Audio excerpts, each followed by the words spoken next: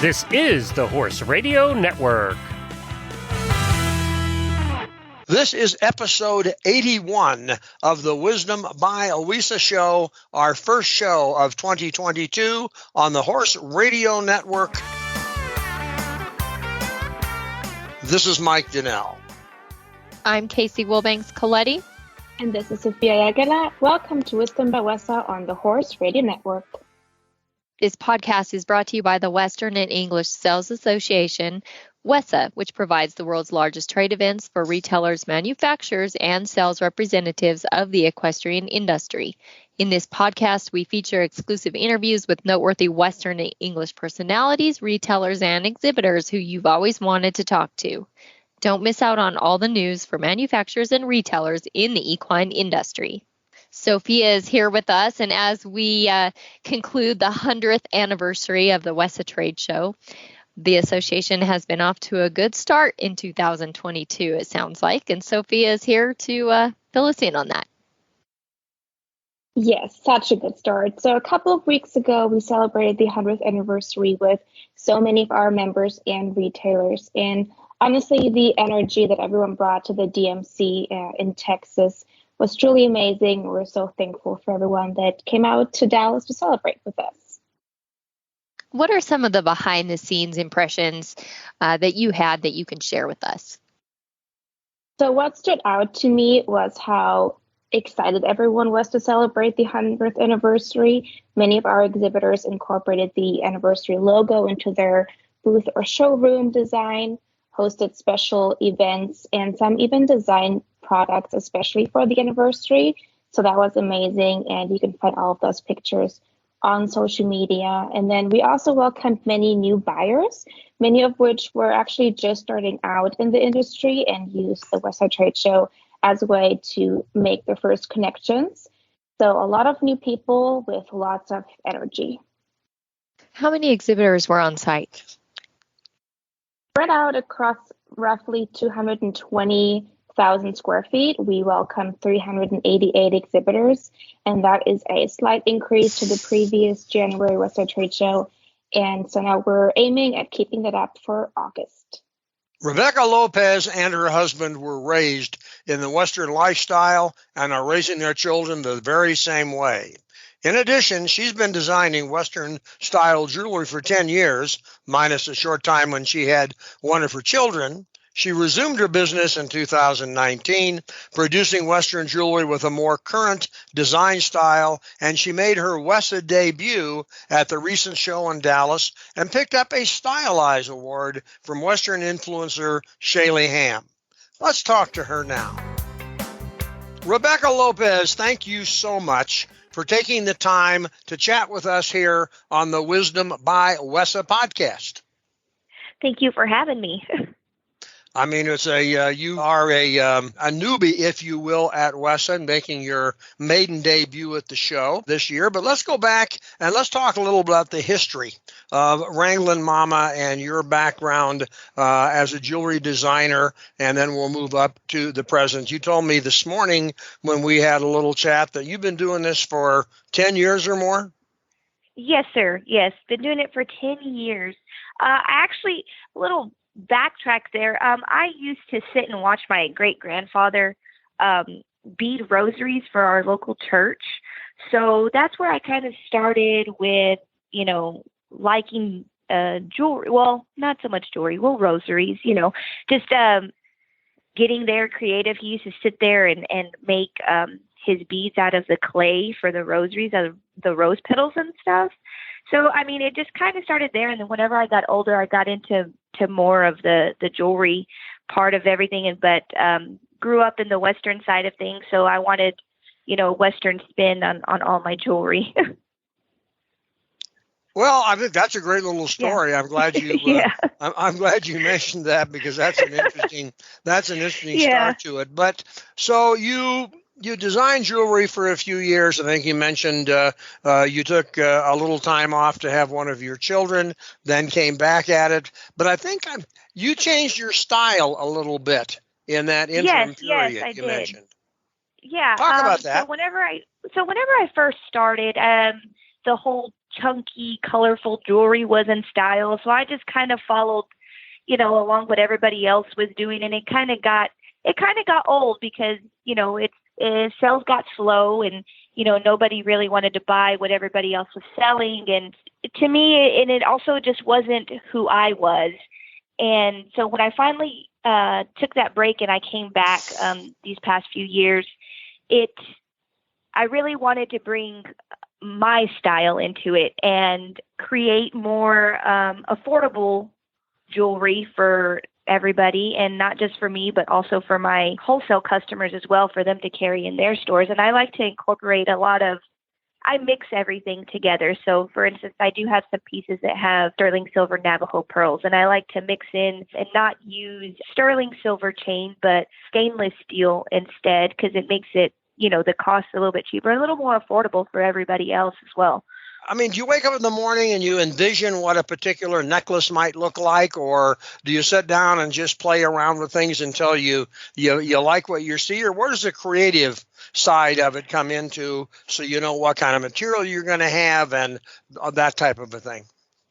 So a lot of times, sometimes I do wake up in the morning and I just have this, I'll call it crazy, but I have a dream. I'm like, oh man, that would be a great necklace. So I get up in the morning, I come out to the shop and I throw out the beads and I put it together to see whether or not I like it. Sometimes whenever I go bead shopping, I just look at the beads and I kind of envision what I have, or if I'm looking around and I see, a strand of turquoise, and then I see a different strand of, I don't know, a different shape, like a star or, something like that. I just kind of envision what it will look like. And then it all just comes in the head and I just put it together. And so a lot of the time, or sometimes I'll just be sitting here and I'll be watching a show and I see a necklace, that an actor or somebody has on, but it's more modern and I want to give it that Western twist. So I'll grab my notebook paper and I sketch something out, and then it bothers me so much. So I'll get up in the middle of the movie and my husband says, "You're going to the shop?" And I said, "Yep." So I run down to the shop and I make something up real quick to see whether or not I'm going to like it. So a lot of times, designs just kind of come to me and I just throw everything together. Well, there is absolutely no doubt that every piece is a Rebecca Lopez original. Yes. I think that's really neat. Now, we chatted again. You have someone who's now helping you actually create the designs and make them into jewelry, but I think you're going to expand your business, as you mentioned. Yes. So yes, definitely. The big goal is to have a warehouse or in a showroom in my downtown, where we live. We live in a small town in South Texas. So our downtown area, like any other small town, is like the historical area, the main place to go and where to be. And so I'd like to one day have a warehouse and a showroom downtown. And I'm looking to hopefully expand to get 3 more employees started next week and just go from there. Well, that's a great dream. Everybody should have a dream, an entrepreneur like yours. Casey, you jump in here because you're looking at this jewelry and probably look at it from a different perspective than I do. As I mentioned, I don't wear a lot of necklaces, but you do. Yeah, I'm looking at it all right. Shopping, from the shopping perspective, this always happens. We interview somebody and I end up sitting here shopping, looking at the Calamity necklace, to be exact, because I wanted to name my daughter Calamity and everybody vetoed that. That piece actually did it would be well appropriate. It would. Now that we know. That one did very well at market. I had quite a bit of customers purchase that one. So it's so awesome. Well, Mike hit on a lot of the things that I was going to say. Mike, you took all my lines, but what I want to know is, you always hear about writers talk about writer's block. Do you ever get designer's block? And if you do, how do you get out of it? Oh, I do. Actually, right before WESA, I had big block, and I just was nervous about, being at this, y'all are this huge trade show, and I was just so nervous about it. But I do get blocked quite a bit, just because there's a lot going on. I mean, I'm a mother of 4, got to get house stuff done. Kids got to, get all their animals, chores, everything, got to make sure everything's done, and, food on the table, house cleaned, and orders out, wholesale and retail. So, it takes a toll on you. And a lot of times I sit here and, those designs that I say were like, oh, I need to make that necklace real quick. And sometimes they just don't come to me, and I get so frustrated. So to get rid of it, I will take, a few days off and just kind of clear my head, go out and play with the kids, binge watch shows on Netflix just to get my mind off of everything. And then also take a little social media break, because social media just really kind of eats at you. Just, so-and-so, this business is doing this and they're putting out stuff left and right. And, you feel like you have to keep up with everything. And a lot of times you just got to take a step back and take a breather and realize, you are not that person. You are your own person, and you move at your own pace. And I've come to realize that, and I've had to take quite a few breaks, but I always come back and I was like, oh, there we go. I'm back. And well, you're a Wranglin Mama. No pun intended, right? You mentioned WESA. It was your WESA debut. Tell us about your experience, and just for all of us that maybe weren't there, tell us all about it. So going in, I had some goals that I had set for myself that I wanted to set, for the whole weekend. I was like, okay, this is, how many new customers I'd like to add to, wholesale, and this is a number that I'd like to get past. And very nervous going in. And actually the morning that we started, the week actually started off crazy. I bought a little weenie dog this past summer, and that Monday before I left to Dallas, I had to take her into the vet, and she had parvo. And so I told them to do whatever they could to save her. And that Thursday morning at 8:15, I got a call that she had passed. So it was, I was like, oh my gosh, please don't let this kind of set the mood for how this weekend's going to go, Sure. And after that, after me crying my eyes out, I, gathered myself, and I had some gals there helping me. And they're like, go walk around, take a breather, and then come back. And I came back ready to start. And by 8:45, I had 4 new customers in the booth, and talking to them about my product and hearing their visions for how my product would fit into their stores. And it just kind of, after that, everything just kind of turned around. The day turned around, and the goals that I had set for myself for the whole weekend got blown out of the water the first day. So I had to kind of reset everything and make new goals for the whole weekend. And every day I set a new goal, and that day I broke it every day. So awesome. Well, congratulations. It was amazing. It was amazing. Yes. Well, we're glad you had a great experience, and so sorry to hear about your dog. I know how important animals are.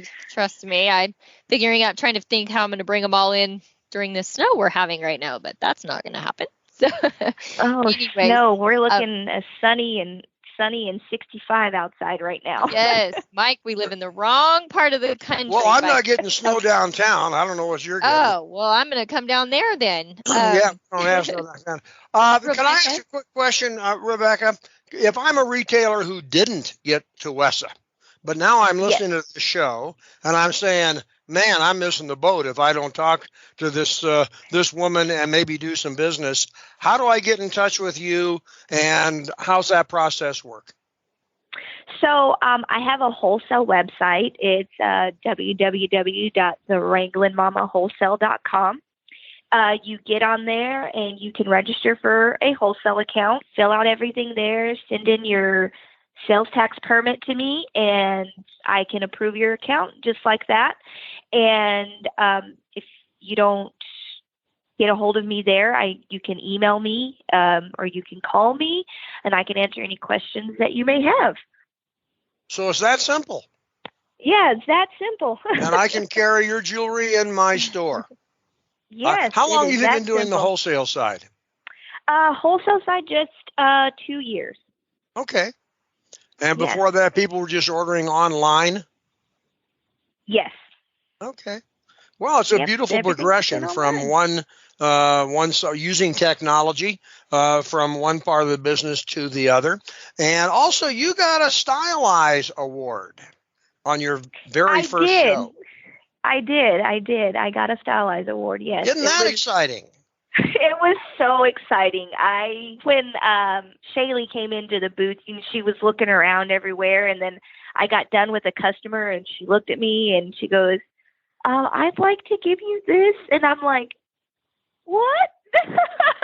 And I started crying because it was an emotional weekend setting goals and everything. So, yeah, it was great. She loved, I have some saying necklaces that came out, and one of them was Yeehaw, and everybody knows West Desperado, and her Yeehaw is her kind of signature there. So it was pretty amazing to get that Stylize Award. Well, I think it's really a great tribute to you, to not only your creativity, but to be able to earn that on your very first trip into WESA. One of the things that's impressive, I think, is that you're able to combine the creative side with the business side. I mean, you walked into the show and you set goals, and then you set another goal. And that's really the business way of not just showing up at the show, but making it worth your while. And I think you get applauded for that. Thank you. Thank you. Now, tell us about what's going to happen when you add the 3 more people. Well, when I add the 3 more people, the production time will speed up, because right now everything is handmade and made to order. I don't keep anything to the side ready to ship. And I think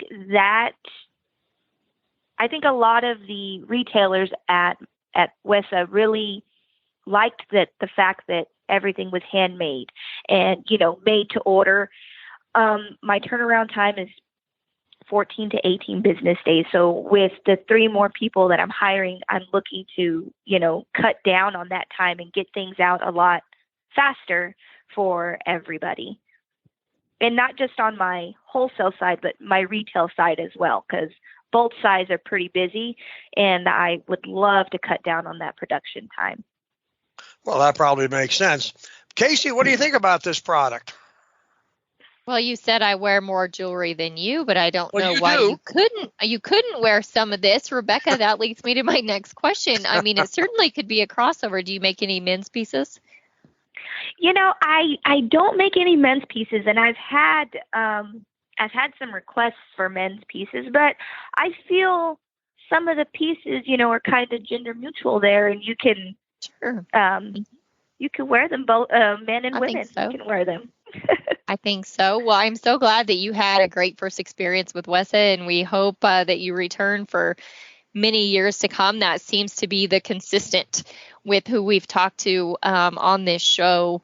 Once you're in WESA, you stay a part of WESA for a very long time. So we are glad to have you a part, and we're so glad that you came on the show today. I love your pieces, and I'm serious. This always happens. I sit here and I do shopping, and it's ridiculous. Mike, I'm going to get you into jewelry here in a minute. Oh, good. We'll talk. We'll talk.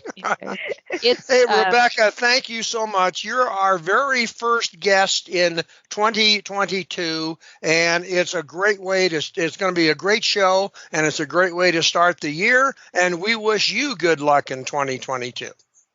Well, thank you very much, and I can't wait to be back. I plan on coming back in August, so I'm ready. Okay. Well, by then you'll have your 3 people. You'll be doing a lot of production and eyeing that downtown retail store. Yes, sir. Okay. Thanks a lot. All right. Thank you. The show notes and links from today's show can be found on the website wisdombywesa.com. And of course, we'd like to have your feedback. There's a contact link on that site. The Wisdom by WESA show will be published on the 15th and 30th of every month. You can listen on most of your favorite podcast players, and you can also listen on the Horse Radio Network app on your iOS or Android phone. You just search Horse Radio Network in the App Store. It's free and super easy to use. Be sure to visit all the great shows on the Horse Radio Network at horseradionetwork.com. Thanks for listening to the Wisdom by WESA podcast. WESA, where the industry meets.